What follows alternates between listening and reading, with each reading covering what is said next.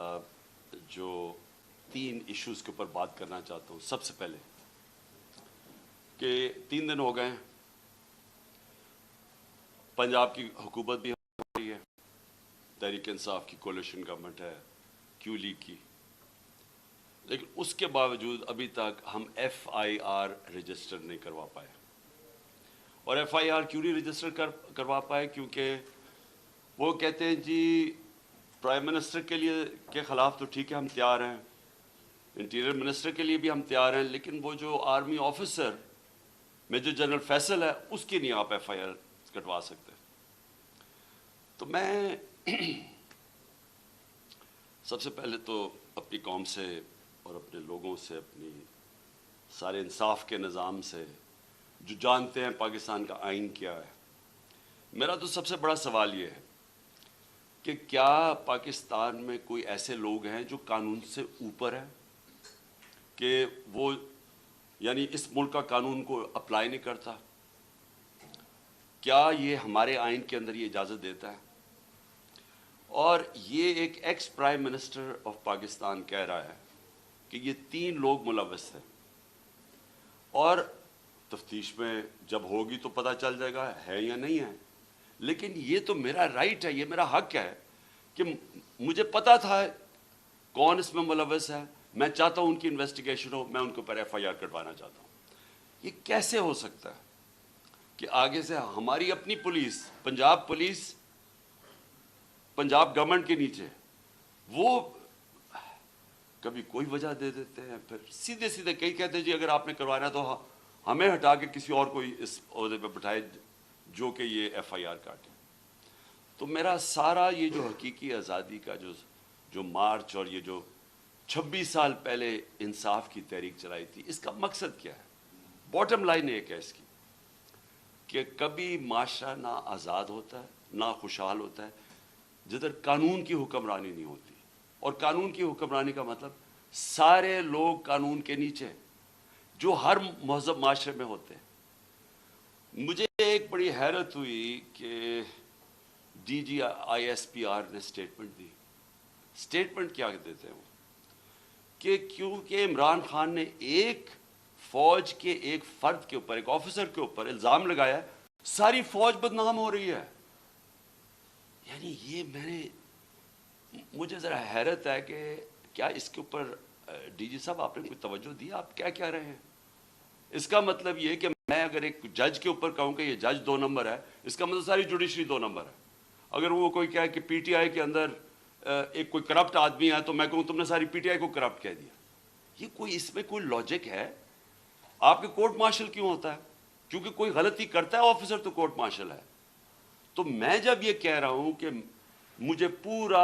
मुझे यकीन है कि इन तीनों लोगों ने इस पर पूरी साजिश के तहत ये किया, तो ये मेरा राइट है। और मैं कोई एक आम शहरी से इसलिए फर्क हूँ क्योंकि मैं एक सबसे बड़ी पॉलिटिकल पार्टी का सरबराह हूँ, मैं एक्स प्राइम मिनिस्टर हूँ।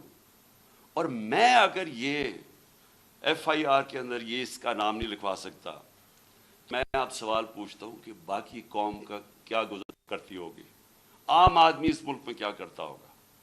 मुझे ये बताएं कि ये तो मैं जो सारी मेरी जो 26 साल पहले तहरीक इंसाफ फॉर्म की थी, वो फिर साबित हो गया कि यहाँ तो सिर्फ ताकतवर जो है वो कानून से ऊपर और वो सारा कुछ है, आम आदमी को इंसाफ नहीं मिलता यहाँ। और जब तक आम आदमी को इंसाफ नहीं मिलता वो आज़ाद नहीं होता। तो वो कौम जिसमें इंसाफ नहीं, वो गुलाम रहती है, और गुलाम कौमों परवाज नहीं कर सकती। ये मैं जितनी भी दुनिया की डेमोक्रेसी में देखो, ये तासुर कोई सोच भी नहीं सकता इस तरह। पहला मेरा ये पॉइंट है। दूसरा मेरा पॉइंट ये है कि जब ये अभी शहबाज शरीफ ने बात की जुडिशल कमीशन की, तो मैं वेलकम करता हूं कि जुडिशल कमीशन बना, लेकिन मेरा पहला पॉइंट ये है कि जुडिशल कमीशन क्या करेगी जब जो 3 लोगों के मैंने नाम लिए हैं, इन 3 के नीचे सारी वो एजेंसी जिन्हें इन्वेस्टिगेट कर रही हैं। अब हम कैसे एक امپارشل صاف اور شفاف انویسٹیگیشن کروا سکتے ہیں جب ان کے سربراہ وہ بیٹھے ہوئے ہیں جن کے نیچے لوگوں نے انویسٹیگیٹ کرنا ہے؟ یہ ہو ہی نہیں سکتا. اس لیے میں نے یہ کہا تھا کہ تینوں ریزائن کریں تاکہ انویسٹیگیشن صحیح ہو سکے. ہو سکتا ہے میں غلط ہوں, لیکن مجھے ایک اس ملک کے اندر ایک صاف اور شفاف انویسٹیگیشن چاہیے. اور انویسٹیگیشن اس لیے کہ میں پہلے بھی یہ پورا اس کا ایک پیٹرن ہے. یہ نہیں کہ میں نے ایک دم اٹھ کے کہہ دیا کہ یہ جی یہ کہ فلانا اس میں انوالوڈ ہے. اس کا ایک پیٹرن ہے. پہلے ایک ویڈیو نکلتی ہے جس میں مجھے یہ بتایا جاتا ہے کہ میں کوئی مذہب کی توہین کر رہا ہوں. وہ کدھر سے نکلتی ہے وہ اس انویسٹیگیشن میں پتہ چلنا چاہیے. وہ کون نکالتا ہے, وہ پھر اس کو کون اٹھاتا ہے؟ ایک وہ جرنلسٹ اٹھاتا ہے جس کی افیلیشن ایک پارٹی سے ہے, یہ انویسٹیگیشن میں آئے گی. اس کے بعد کون پریس کانفرنس کرواتا ہے؟ مریم صفدر, مریم وہ اورنگزیب اور جاوید لطیف سے, اور وہ مجھے کہتے ہیں کہ میں نے مذہب کی توہین کی ہے اور وہ ویڈیو دکھاتے ہیں. اس کے اوپر ان کے اوپر ہم ایف آئی آر کٹوائیں, کیونکہ مجھے پتا چل گیا تھا کہ انہوں نے اب اس کو استعمال کر کے وہی سلمان تاثیر ٹائپ قتل کروانا ہے میرا. ان دونوں کے اوپر ہم پھر ایف آئی آر, ان تینوں کے اوپر ایف آئی آر بڑی مشکلوں سے کرتی ہے. اس کے بعد میں پبلک جا کے جلسوں میں اور انٹرویوز میں بتاتا ہوں کہ ان کی سازش کیا ہے, انہوں نے کس طرح استعمال کرنا ہے یہ ایک دینی انتہا پسند. اس نے جنوب میں آ کے مار دیا کیونکہ میں نے مذہب کی توہین کی. کوئی ایکشن نہیں لیا جاتا. اور پھر کیا ہوتا ہے جب میرے اوپر یہ واردات ہوتی ہے, آپ صرف اس کے بعد دیکھ لیں کہ اس کے بعد ہوتا کیا ہے. کون سے لوگ جو امیڈیٹلی ریئیکٹ کرتے ہیں. ابھی ایف آئی آر ہی نہیں کٹی, ابھی شروع ہی ہوئی ہے بات ابھی, اور ایک دم سٹیٹمنٹس آنی شروع ہو جاتی ہیں کہ جی عمران نے کسی مذہب کی توہین کی ہے. میرے سامنے یہ سارے ہیں. یہ ذرا دیکھیں وہ لوگ جو کہ ہمارے یعنی دوسری پارٹی سے افیلیشنز ہیں, وہ ایک دم ان کی ٹویٹس آنی شروع ہو جاتی ہیں. یعنی ابھی کوئی انویسٹیگیشن نہیں ہوتا اور وہ سارے یہی کہتے ہیں کہ ایک انتہا پسند نے کیا ہے. ایک 6:01 پہ ایک ٹویٹ آتی ہے, وہ جس نے سب سے پہلے میرے اوپر یہ ساری کیمپین شروع کرتا ہے مذہب کی توہین, وقار ستی, وہ 6:02 پہ اس کی مرتضیٰ سلنگی کی 2 منٹ پہ ٹویٹ آتی ہے. حامد میر کی 6:03 پہ آتی ہے. جیو نیوز کی 6:04 پہ آتی ہے. سما 6 بجے اس کی بھی 6:04. اس کے بعد یہ ہوتا کیسے ہے؟ وہ لوگ جو ایک دم ریئیکٹ کرتے ہیں جو کہ ایک سکرپٹ کے اوپر چل رہے ہیں. نہیں, اس کے علاوہ کیا ہوتا ہے؟ وہ کیسے ہوتا ہے کہ گورنمنٹ ہماری, پولیس ہماری, لیکن اس کا انٹرویو کروا کے اور وہ لیک کیا جاتا ہے. وہ جو بندوق چلانے والا ہے, ایک دم اس کا انٹرویو لیک کیا جاتا ہے. کون؟ پولیس. ہم پولیس سے پوچھتے ہیں, وہ کہتے ہیں جی ہم کیا کریں, ہمیں پیچھے سے پریشر تھا. آئی جی وہ آئی جی سے پوچھا جی آپ بتائیے کیسے یہ لیک ہوئی, وہ کہتا ہے جی ہیک ہو گئی. ایک کے بعد دوسرا جھوٹ بولا جاتا ہے. کون لوگ یہ انٹرسٹڈ تھے ایک دم اس کو بند کروانے؟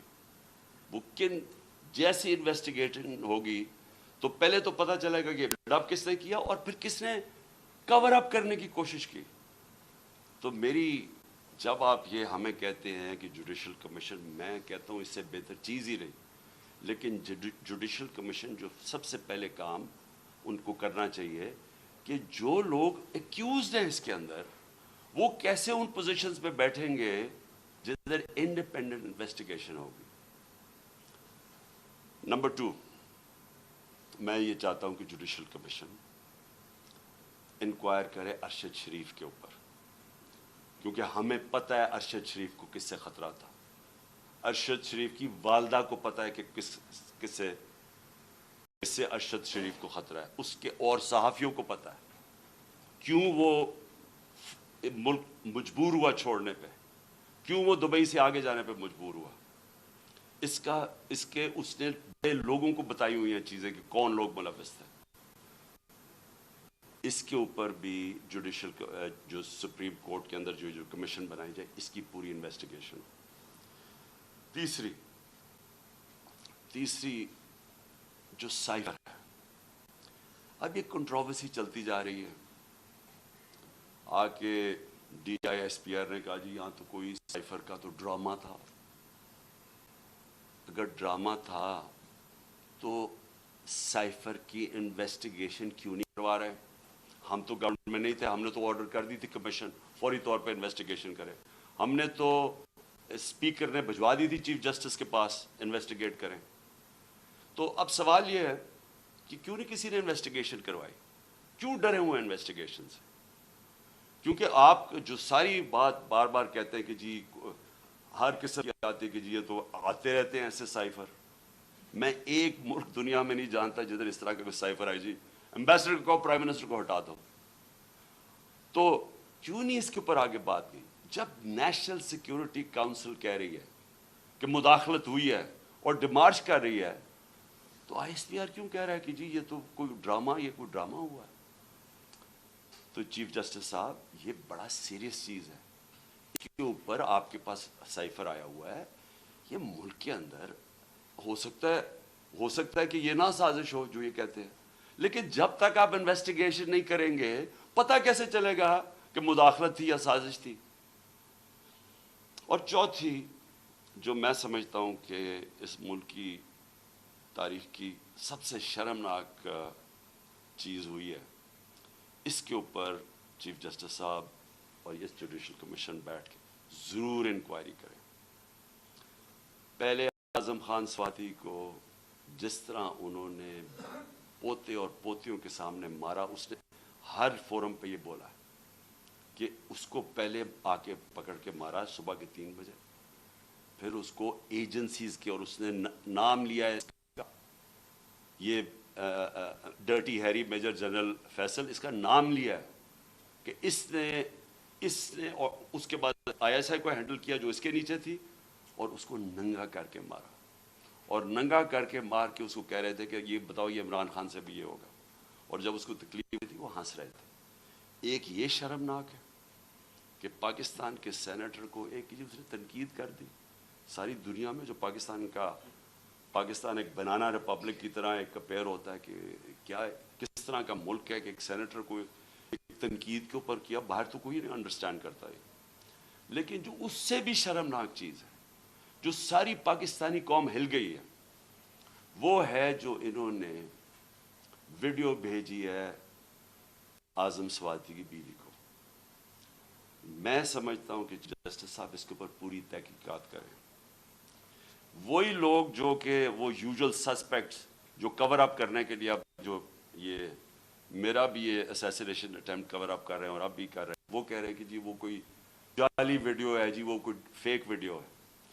اعظم سواتی کے پاس اوریجنل وہ آئی ہوئی ہے، جدھر سے وہ بھیجی گئی ہے، جس نمبر سے بھیجی گئی ہے، ان کے پاس وہ پوری وہ ویڈیو ہے جس کے اندر وہ دکھایا جا رہا ہے، اور وہ فیک نہیں ہے. اور اعظم سواتی نے مجھے رات کال کر کے کہا کہ وہ سپریم کورٹ کے باہر وہ وہاں بیٹھ کے احتجاج کریں گے، دھرنا دیں گے، وہ ڈیمانڈ کریں گے کہ سپریم کورٹ ان کو جسٹس دے. سپریم کورٹ کی لاجز جوڈیشل لاجز تھی کوئٹہ کے اندر جدھر یہ ویڈیو بنائی گئی ہے. یہ ساری قوم آج سپریم کورٹ کی طرف دیکھ رہی ہے. اعظم سواتی نے فیصلہ کیا کہ وہ وہاں باہر دھرنا دے گا. ہمارے سارے PTI کے سینیٹرز اس کے ساتھ بیٹھیں گے. وکلا کے آرگنائزیشنز کے لوگوں کو دعوت دی ہوئی ہے، وہ آپ آ کے وہاں بیٹھیں اور ڈیمانڈ کریں کہ یہ ملک ہمارا یعنی کدھر گرتا جا رہا ہے کہ اس انتہا پر پہنچ گئے ہیں لوگ بلیک میل کرنے کے لیے، کنٹرول کرنے کے لیے. یہ اس طرح ہے کہ جس طرح کوئی لائن سے ہٹے گا تو اس کو بلیک میل کرنے کے لیے کوئی نہ کوئی چیز سامنے کر دے گی. اس انتہا پہ بھی کوئی نہیں سوچتا تھا وہ گر جائیں گے کہ میاں بیوی کی ویڈیو بنا کے انہوں نے اس کی بیوی کو بھیج دی. میں سمجھتا ہوں کہ یہ ایک ہر ملک کی تاریخ میں ایک ڈیفائننگ مومنٹ آ جاتا ہے. یہ وہ مومنٹ آ گیا پاکستان میں. میری ریکویسٹ یہ ہے کہ سارا جو ہمارا جسٹس سسٹم ہے، جو ہمارا انصاف کا نظام ہے، اس کی پوری ایک کریڈیبلٹی ایٹ سٹیک ہے. اگر اس نے اپنا اب عزت کرنی ہے پاکستان میں تو اس کو اب کھڑا ہونا پڑے گا کمزور کے ساتھ.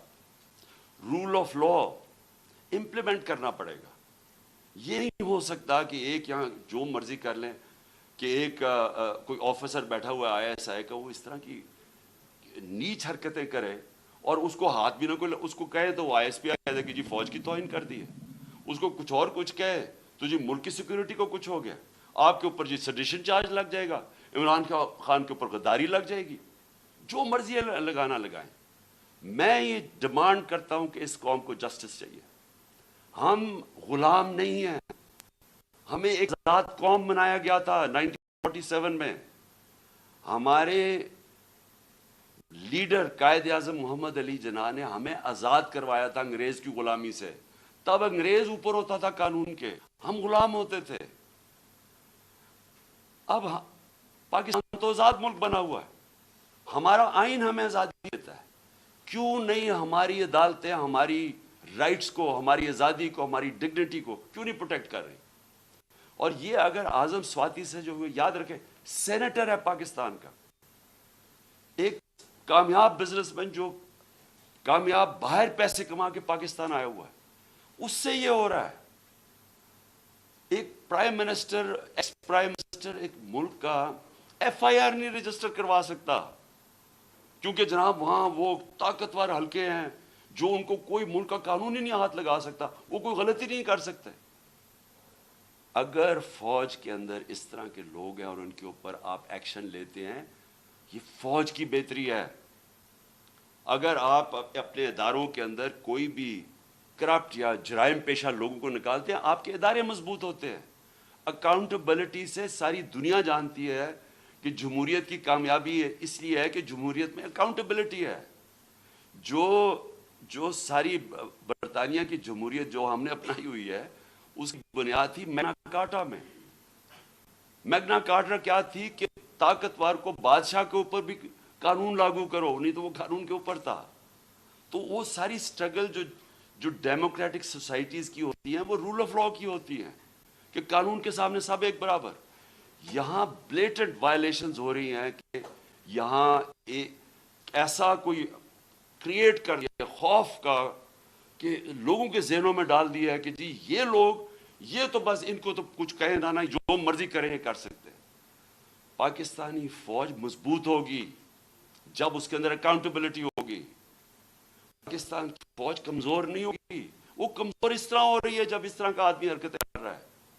تو میری ریکویسٹ یہ ہے کہ یہ جوڈیشل کمیشن بنے اور یہ چیزیں جو میں نے ابھی 4 پوائنٹس کہی ٹیک اپ کریں. اور میرا لاسٹ پوائنٹ، ہم نے فیصلہ کیا ہے کہ ہماری جو مارچ ہے اب وہ شروع ہوگی. منگل سے وہی وزیر آباد جدھر مجھے یہ گولیاں لگی تھی اور ہمارے 11 اور لوگوں کو گولیاں لگی تھی اور جدھر معظم شہید ہوا تھا، ادھر سے ہی ہماری مارچ شروع ہوگی. میں ہر روز مارچ سے خطاب کروں گا یہاں سے، اور ہماری مارچ اگلے 10 سے 14 دن تک، اس کے بیچ میں سپیڈ کے اوپر ڈیپینڈ کرتا ہے، یہ پہنچے گی پنڈی. سارے پاکستان سے وہ لوگ اسی ٹائم پہ نکلیں گے کہ ایک ٹائم پہ جب یہ پلان کریں گے 10 اور 14 دن کے بیچ میں پنڈی پہنچنا. میں پنڈی خود ہوں گا اور ادھر سے سارے پاکستان کی جو لوگ جمع ہوں گے اس مارچ کو پھر میں لیڈ کروں گا. اور میں یہ اپنی ساری قوم کو آج کہنا چاہتا ہوں کہ آپ ساروں نے ایک چیز سمجھ لینی ہے کہ اگر ہم یہ خوف کے اندر آ کے، اور ہم نے یہ جو میں بار بار کہتا ہوں کہ لا الہ الا اللہ، کوئی نہیں ہے خدا سوائے اللہ کے، یہ ہمیں آزاد کرتا ہے، یہ ہمارا کلمہ ہمیں آزاد کرتا ہے.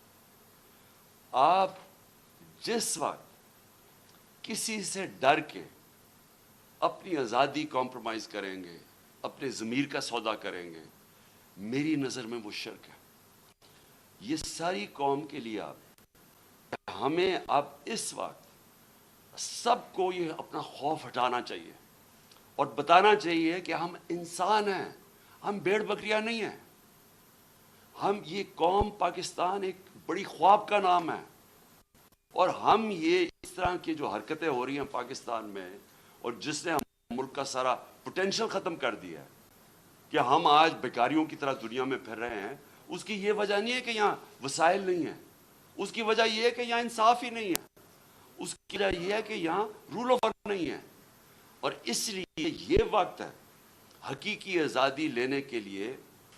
آپ میرے ساتھ سب آئیں، سارے پہنچیں. جب میں انشاءاللہ پنڈی سے شروع کروں گا، اپنی پارٹی کو جوائن کروں گا، اپنی جب یہ سب ہماری جی ٹی روڈ سے شاہ محمود قریشی لے کے آ رہے ہوں گے، اور پھر باقی ہمارے لیڈرز پرویز خٹک، کے پی سے، اور سارے ہمارے لیڈرز ایک پورا انسانوں کا سمندر لے کے آ رہے ہوں گے پنڈی، اور پنڈی سے انشاءاللہ میں لیڈ کروں گا، اور اس کے بعد ہم آگے جائیں گے.